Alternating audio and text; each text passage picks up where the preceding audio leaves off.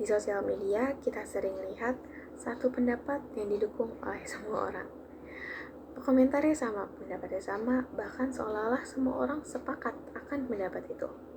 Tapi tahu nggak sih, mungkin dari satu hal itu, ada beberapa orang yang nggak setuju dengan pendapat itu.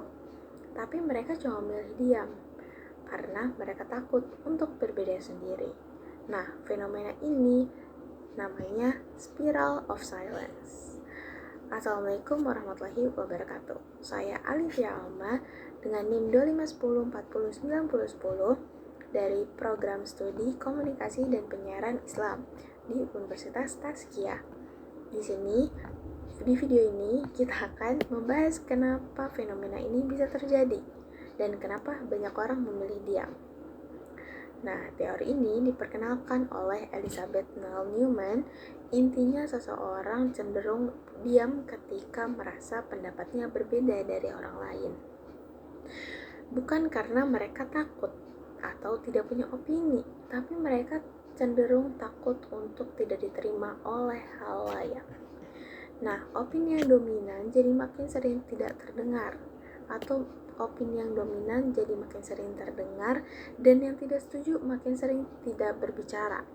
Nah, sementara yang berbeda tambah makin diam. Akibatnya, opini itu terlihat semakin kuat walaupun belum tentu benar. Di sosial media kamu mungkin tidak setuju, tapi hanya silent reader. Ya, atau di kelas kita punya pendapat lain, tapi milih diam. Karena apa? Takut sendirian. Nah, dalam Islam kita dianjurkan untuk menyampaikan kebenaran. Rasulullah SAW pernah bersabda, "Barang siapa yang melihat kemungkaran, maka ubahlah."